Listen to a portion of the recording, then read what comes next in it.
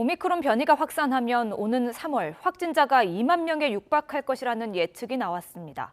다만 중증 화율은 상대적으로 낮아 무증상 경증 환자가 급증할 것이라는 전망인데요. 정부는 이 같은 오미크론 특성에 맞춘 방역 체계를 마련한다는 계획입니다. 이형원 기자입니다.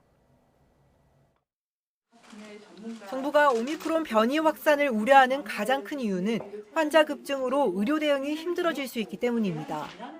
전파력이 2배에서 4배 정도로 높고 또 면역 회피로 인해서 확진자와 입원 급증으로 의료 체계에 큰 부담을 초래할 수 있어서 앞서 정부는 오미크론 영향을 반영한 확산 추이 분석에서 이달 20일쯤 하루 12,000명 규모를 예상했는데 전문가들은 앞으로가 더 문제라고 지적했습니다. 오미크론 변이 증가 비율에 따라 1월 말부터 환자가 크게 늘어 3월 중순이 되면 하루 확진자는 2만 명, 입원하는 중환자는 2,000명에 육박할 것으로 내다본 겁니다. 델타 변이보다 전파력은 크면서 백신 감염 예방 효과는 60에서 70%로 떨어진다는 점이 고려됐습니다. 오미크론 변이가 중증 전환율이 45% 정도 감소한다라는 가정이 있는 것이고요.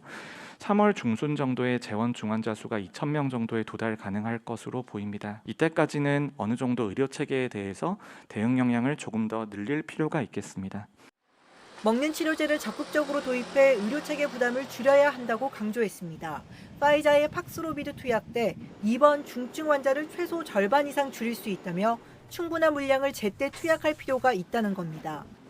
또 오미크론 특성상 입원율과 중증화율, 사망률 모두 델타 변이보다 낮은 것으로 나타나는 만큼 무증상 경증 환자 관리를 어떻게 해나갈지도 과제로 지목됐습니다.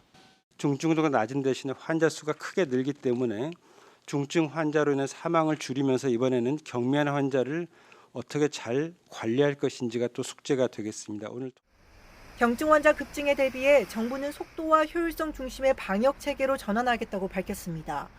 신속 항원 검사 확대로 빠르게 환자를 찾는 한편 재택 치료 시스템 안정화와 외래 입원 치료 체계를 지속할 수 있도록 보완 대책을 마련해 나갈 계획입니다. YTN 이영훈입니다.